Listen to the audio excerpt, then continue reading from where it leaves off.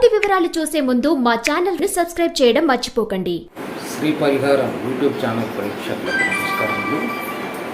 ఈ వీడియోలో ముఖ్యంగా బాధక స్థానాలు, మారక స్థానాలు మీరు తప్పకుండా తెలుసుకోండి.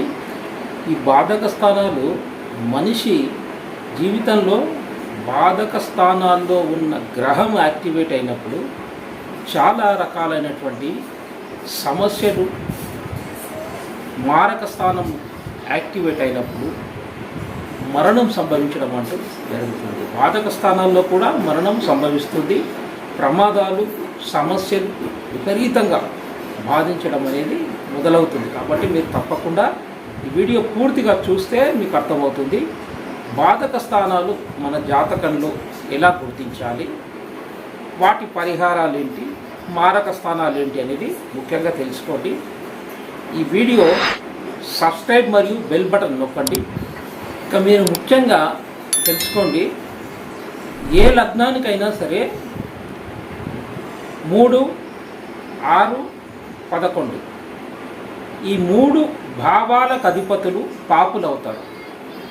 అంటే బాధక స్థానాలు పక్కన పెట్టండి. మీరు బాధక స్థానమే కాకుండా ఈ 3, 6, 11 స్థానాధిపతులు మీ లగ్నానికి, ఏ లగ్నం తీసుకున్నా ఆ స్థానానికి 3, 6, 11 భావాధిపతులు 3, 6, 11 ఈ 3 భావాధిపతుల దశలు, అంతర్దశల్లో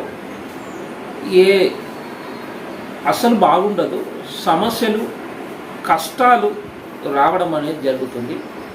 3వ భావాధిపతి దశాంతర్దశ నడుస్తున్న, 6వ భావాధిపతి దశాంతర్దశ నడుస్తున్న, 11వ భావాధిపతి దశాంతర్దశ నడుస్తున్న, ఇది పెద్దగా చెప్పుకోదగ్గట్టు బాగుంటుంది అని చెప్పడానికి వీల్లేదు. వీరికి చాలా రకాలైనటువంటి సమస్యలు, కష్టాలు రావడం అంటూ ఉంటుంది. పెద్దగా గొప్పగా ఏమి అయితే ఉండదు. 3 భావాధిపతుల దశాంతర్దశలు స్థిర రాశులు, చరరాశులు, ద్విస్వభావ రాశులు అని చెప్పేసి జ్యోతిష శాస్త్రంలో మహర్షి వారు 3 భాగాలుగా చేయడం అంటూ జరిగింది. ఇక జ్యోతిష్యం శాస్త్రంలో రూల్ ప్రకారము మేషరాశిని తీసుకుందాం. మేషరాశి చరరాశి అవుతుంది. చరరాశికి 11th హౌస్ బాధక స్థానం అవుతుంది. అంటే కుంభరాశి మేషరాశికి బాధక స్థానం అవుతుందని శాస్త్రంలో చెప్పబడింది. ఇక మీరు ఇక్కడ స్క్రోలింగ్లో చూస్తున్నట్లు ఈ చార్ట్లో మీకు కనిపిస్తుంది కదా, వృషభ రాశి స్థిర రాశి, దానికి కుంభం 9th హౌస్ అవుతుంది. కాబట్టి వృషభ రాశి వారికి లేదా వృషభ లగ్నానికి 9th హౌస్ కుంభము బాధక స్థానం అవుతుందని శాస్త్రంలో చెప్పబడింది. ఇక ద్విస్వభావ రాశి అయినటువంటి మిథునానికి ధనస్సు, మిథున లగ్నానికి ధనస్సు 7th, కాబట్టి అది బాధక స్థానం అవుతుంది. ఇలా చర, స్థిర, ద్విస్వభావ రాశులకు కూడా ఇలా బాధక స్థానాలని చెప్పి ఇదొక రూలు చెప్పడం జరిగింది. ఇదొక రూల్ ప్రకారము 3, 6, 11 అది ఎక్కువగా అప్లై చేయాలి. ఇక ఈ రెండవది చర, స్థిర, ద్విస్వభావ రాశులకు ఇప్పుడు నేను చెప్పినట్లు ఈ రూల్ ప్రకారము ఇవి బాధక స్థానాలు అవుతాయి. ఇక మేష లగ్నానికి 11th కుంభం అవుతుంది. కాబట్టి శని 11th హౌస్కి అధిపతి శని, కాబట్టి అది అప్లై చేయొచ్చు మనము. ఎందుకంటే 11th హౌస్కు బాధితుడు, బాధక స్థానం శని అవుతుంది. స్థిర రాశి అయినటువంటి సింహలగ్నానికి 4th భాగ్యాధిపతి కుజుడు. కానీ ఈ బాధక స్థానంలో రూల్ ఏముందంటే, బాధక స్థానం స్థిర రాశి అయినటువంటి, స్థిర లగ్నం అయినటువంటి సింహము, 4th వృశ్చికానికి అధిపతి కుజుడు, మరి భాగ్యానికి కూడా అధిపతి కుజుడే, మేషలగ్నానికి కూడా. కానీ ఇక్కడ ఏం చెప్తున్నారంటే అది బాధక స్థానం అవుతుంది అని చెప్తున్నారు. కానీ సింహలగ్నానికి అది భాగ్యాధిపతి అవుతున్నాడు అక్కడ. కాబట్టి ఇది అంతగా ఆ అవయోగత్వం అనేది ఉండదనే చెప్పొచ్చు. ఎందుకంటే మేషలగ్నానికి అయితే శని 11th హౌస్ కాబట్టి అది బాధిస్తాడు.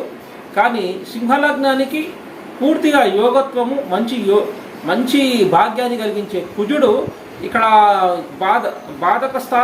బాధకాధిపతి అవుతున్నాడని చెప్పడం జరిగింది. కానీ ఇది పెద్దగా పెద్ద బాధ పెట్టడము, సమస్యలు తీసుకురావడం అంటూ ఏం జరగదు. చర స్థిర దిస్వభావ రాశులకు 11, 9, 7 స్థానాలు బాధకాధిపతులు అవుతారు. సమస్యలు చాలా రకాలైనటువంటి భయంకరమైనటువంటి సమస్యలు తీసుకురావడం అంటూ జరుగుతుందని శాస్త్రంలో చెప్పబడింది. కానీ సింహలగ్నానికి 9th హౌస్ కుజుడు భాగ్యాధిపతి అయినందువల్ల మారకత్వం, బాధకం అనేది ఈ రూల్ ప్రకారం అయితే జరగదు. ఇక మేషలగ్నానికి మాత్రం 11th హౌస్ శని అవుతున్నాడు అక్కడ. కాబట్టి ఆ బాధించడం, బాధకాధిపతి కావడం జరుగుతుంది. ఇక దిస్వభావ రాశి అయినటువంటి మిథున, కన్య, ధనస్సు, మీనం ఇవి దిస్వభావ రాశులు. ఇక దిస్వభావ రాశి అయినటువంటి మీనం, ధనస్సు, మిథునం, కన్య. మిథునం, కన్యకు అధిపతి బుధుడు, మీనం, ధనస్సుకు అధిపతి గురువు. కాబట్టి వీటికి మిథున లగ్నమే తీసుకున్న ధనస్సు 7th అవుతుంది. ఇది బాధక స్థానం అని చెప్పడం జరిగింది. అయితే బాధక స్థానాధిపతి మరి ఈ కేంద్రాధిపత్య దోషాలు కూడా ఉంటాయి ముఖ్యంగా. ఎందుకంటే మిథున కన్యలకు ధనస్సు, మీనాన్ ఇవి కేంద్రాల్లో ఉన్నాయి. కాబట్టి వీటికి కేంద్రాధిపత్య దోషం కూడా ఉంటుంది. ఆ ప్రభావము ఈ బాధక స్థానాధిపతి బాధక స్థానం అయినా కూడా వీటికంటే కేంద్రాధిపత్య దోషంతో కూడా ఈ సమస్యలు అనేవి తీసుకురావడం అంటూ జరుగుతుంది. అంటే గురువు శుభగ్రహమే, ఇక్కడ బుధుడు కూడా శుభగ్రహమే. కానీ కేంద్రాధిపత్య దోషం వల్ల అది సమస్య. బాధక స్థానం కంటే కేంద్రాధిపత్య దోషం కూడా ఇబ్బందే పెడుతుంది. ఇప్పుడు ముఖ్యంగా దిస్వభావ రాశి అయినటువంటి మిథునం, కన్య, మీనం, ధనస్సు అయితే వీటికి ముఖ్యంగా బాధక స్థానాలు 7th హౌస్ సప్తమం అని చెప్పడం జరిగింది. అయితే సప్తమంతో పాటు వీరికి కేంద్రాధిపత్య దోషం కూడా కేంద్రాధిపత్య దోషమే ముఖ్యంగా ఉంటుంది.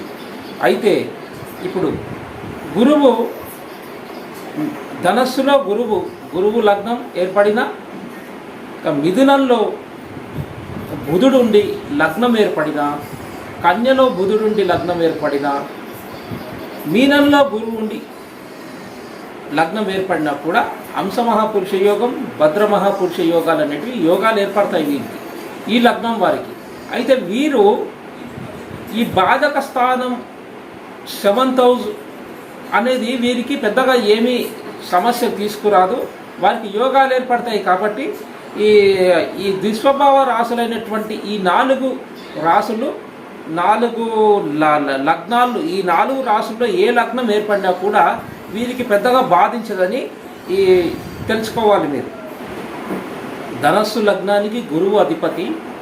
గురువు కేంద్రంలో అంటే కన్యలో ఉన్నట్లయితే ఇది కేంద్రాధిపత్య దోషము అవుతుంది.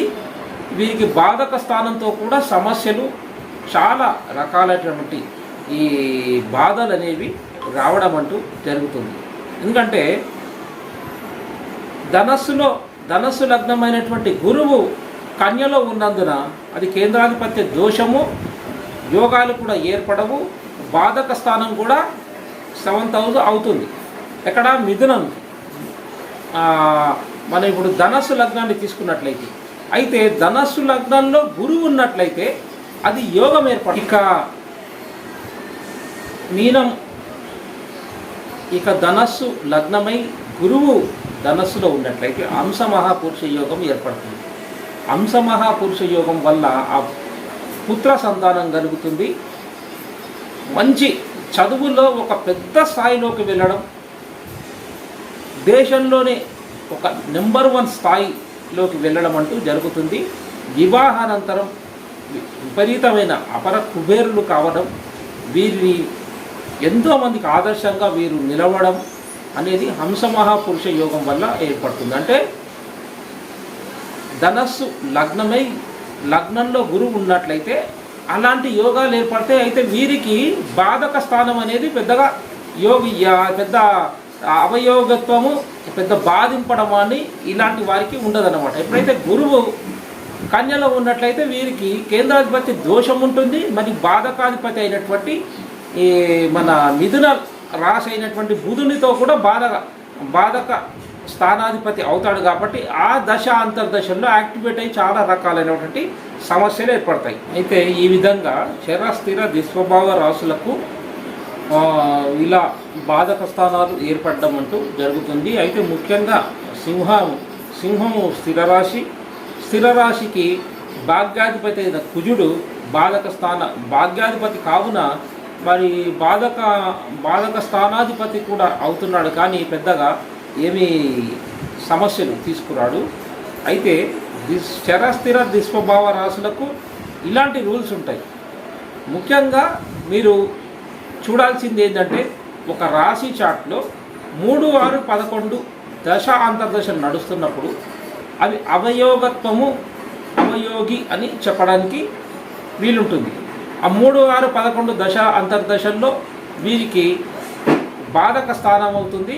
విపరీతమైనటువంటి సమస్యలు, కొట్లాటలు, అప్పుల పాలు కావడం, విరోధాలు పెరగడం, శత్రుత్వాలు పెరగడం, భార్యాభర్తల మధ్యలో కూడా విపరీతంగా కొట్లాటలు రావడం, గొడవలు రావడం అనేటివి జరుగుతున్నాయి. బాధక స్థానం కోర్టు వ్యవహారాలు, పోలీస్ స్టేషన్, రకరకాలైనటువంటి చిక్కు సమస్యలతో వీరు చాలా రకాలైనటువంటి బాధలతో పడాల్సి వస్తుంది. వాహన యాక్సిడెంట్లు కానీ మరి మరణం కూడా సంభవించేటటువంటి కలుగుతుంది. ఈ స్థానాలు యాక్టివేట్ అవుతాయి ఎప్పుడంటే 3, 6, 11 దశ అంతర్దశలు నడుస్తున్నప్పుడు మీరు ఆ చార్ట్ కింద స్క్రోలింగ్ నెంబర్ కన్సల్టేషన్ తీసుకుంటే అది మీరు చూసి దానికి తగినటువంటి పరిహారాలు చేసుకోవచ్చు. ఎందుకంటే అవి యాక్టివేట్ అయినప్పుడు లేనిపోని సమస్యలను తీసుకొస్తాయి. చాలా రకాలైనటువంటి మిమ్మల్ని ఒక అగాధంలోకి తీసుకెళ్ళడం అంటూ జరుగుతుంది. కాబట్టి బాధక స్థానాలు ఏంటి, ప్రస్తుతం దశ అంతర్దశలు ఎలా ఉన్నాయి అవి మీరు తప్పకుండా జ్యోతిషులతో చూపించుకోవాలి. ఇప్పుడు ఫోన్లో చూసి ఇది ఇలా ఉందని చెప్పి భయభ్రాంతులకు కూడా చాలామంది అవుతున్నారు. ఏలినాటి శని తెలియదు కానీ ఆ ఫోన్లో చూసుకొని ఏలినాటి శని ఇదేనేమో అని చాలా భయపడిపోయి నాకు ఫోన్లు చేసి అడుగుతూ ఉంటారు. కానీ మీరు అలాంటివన్నీ మీకు చూడకండి. సో ఈ 3, 6, 11 స్థానాధిపతులు బాధక స్థానాలు అవుతాయి. అయితే ఆరో స్థానాధిపతి 6వ భావంలో ఉంటే అది విపరీత రాజయోగం అంటే ఇవ్వడం జరుగుతుంది. కాబట్టి ఇలాంటివన్నీ చూడాలి. ఇవన్నీ చూస్తేనే బాధక స్థానం ఏదవుతుంది, ప్రస్తుతం మీ దశ ఏది నడుస్తుంది అవి చూసిన తర్వాత నిర్ణయం చేయడం అంటూ జరుగుతుంది. జ్యోతిష్యంలో మనం అప్లై చేసినప్పుడు ఈ ఫార్ములాను అప్లై చేసినప్పుడు 3, 6, 11 అధిపతులు ఎవరు, మీ లగ్నానికి మీరు పాపులు అవుతున్నారా, శుభులు అవుతున్నారా అది చూసుకోవాలి. చూసుకున్న తర్వాత వాళ్ళ బలం ఎలా ఉందో చూసుకోవాలి. చూసుకొని దానికి ఒక టిక్ వేసుకోవాలి, దానికి ఒక మార్క్ వేసుకోవాలి. ఇలా ఎన్నో రకాలుగా ఆ భావాధిపతి ఎలా ఉన్నాడు, తన స్వక్షేత్రంలో ఉన్నాడా, వేరే రాశితో కలిసి వేరే రాశిలో వేరే గ్రహంతో కలిసి ఉన్నాడా, ఇది కూడా రెండో టిక్ వేసుకోవాలి. అంటే దానికి మార్పులు వేసుకున్న తర్వాతనే దాన్ని నిర్ణయం చేయాలి. ఇలా బాధక స్థానం ఏది, ఆ బాధకాధిపతి ఎలాంటి ప్రమాదాలు తీసుకొస్తాడు అనేది మనం నిర్ణయం చేయాలి. స్థానాలు ఏ విధంగా బాధింపబడతాయి మీ జాతకంలో అనేది మీరు పరిశీలించాలంటే కన్సల్టేషన్ తీసుకుని మీరు చూడాలి. స్వతహాగా చేస్తే ఎప్పుడైనా కూడా వైద్యుని దగ్గరికి వెళ్ళి వైద్యం చేయించుకోవాలి. కానీ స్వతహాగా మనం వైద్యం చేసుకుంటే అది చాలా ప్రమాదం అవుతుంది. కాబట్టి ఫోన్లో వస్తున్నటువంటి ఎన్నో రకాల ఫ్రీ యాప్స్లో మీరు డేట్ ఆఫ్ బర్త్ టైం కొట్టగానే మీ ఒక చార్ట్ రావడం అంటే ఆ చార్ట్ ఒకటే వస్తుంది, మిగిలింది ఇంకేది రాదు. అందులో చార్టు చూసేసి ఆ చార్ట్ మాత్రమే ఇక్కడ యూట్యూబ్లో చెప్పినటువంటి వీళ్ళు చూసుకొని ఈ గ్రహం ఇది ఇక్కడనే ఉంది కానీ భయభ్రాంతులు అయిపోయి నాకు ఎంతోమంది ఫోన్ చేస్తాను. మీరు అలా చూడకండి, చూస్తే మీరు భయపడిపోతారు. ఎందుకంటే మీకు ఆ గ్రహం అలాగ అనిపిస్తుంది మీకు అని దాన్ని చాలా రకాలుగా చూడాలి. కాబట్టి మీరు ఎప్పుడైనా కన్సల్టేషన్ తీసుకోండి. తీసుకున్నట్లయితే మీకు తప్పకుండా మీ సమస్య అది ఏదా ఉంది, ప్రస్తుతం దశ ఏం నడుస్తుంది, రాబో కాలంలో మీకేమైనా ప్రాబ్లమ్స్ సమస్య రాబోతున్నాయి అనేది చూసి దానికి పరిహారం చెప్పడం జరుగుతుంది. కాబట్టి అనేది మీకు తెలియాలి.